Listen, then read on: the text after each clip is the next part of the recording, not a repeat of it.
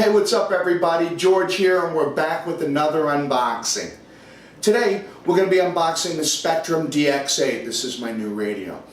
Well, it's February here in Northeast Ohio, and believe it or not, it's almost 50 degrees. A little too windy to fly, but at least it'll melt some of the snow and get to see some green grass for a change. Now, this is going to be replacing my trusty Spektrum DX6i. The DX6i is still a great radio. I intend to keep it, but I did outgrow it and I wanted to upgrade for several reasons. Number one, this has more model memory. I can store a lot more models. I've already run out of models on the DX6i.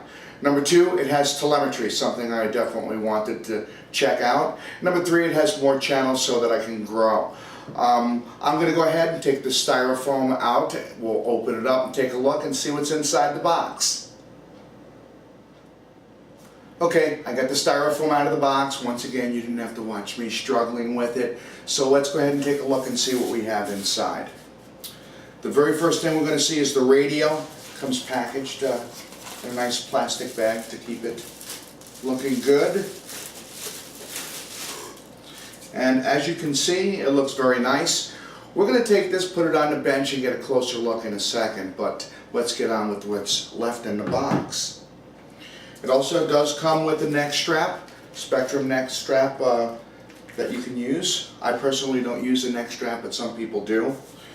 Also in the box is 128 meg memory card. This is going to be great because I know I won't be able to fill this thing up with the models that I have, so I won't be running out in the near future. Also, a small Allen wrench. I would imagine that this is for a gimbal adjustment. It does have a foam insert. This foam insert is if you use a different size battery pack. There's a foam insert for the battery pack that's in it, but you can use an extended battery pack, and you would use this foam insert for that one. Last thing out of the top of the box is the power adapter so you can charge it up.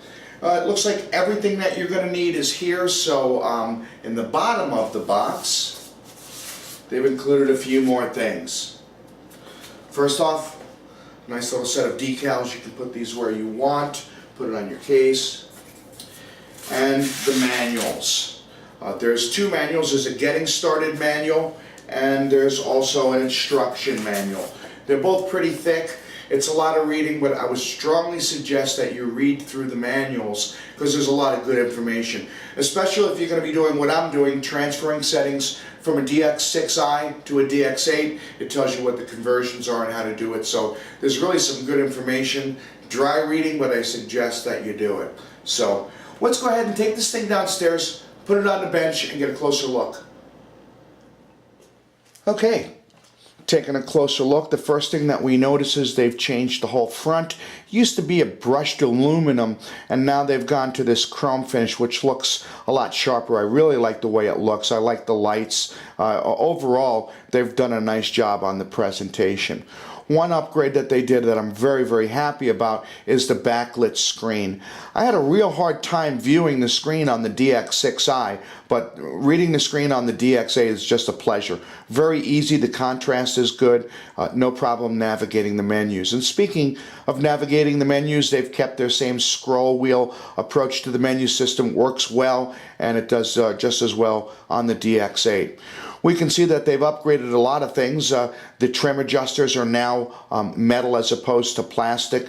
The gimbals seem to be a little bit more beefy, and when you start it up, it has a fail-safe mode that checks to make sure your throttle, your flaps, and your idle up are in the right position. And if any of them are not, it actually tells you on the front screen what one that you need to turn off.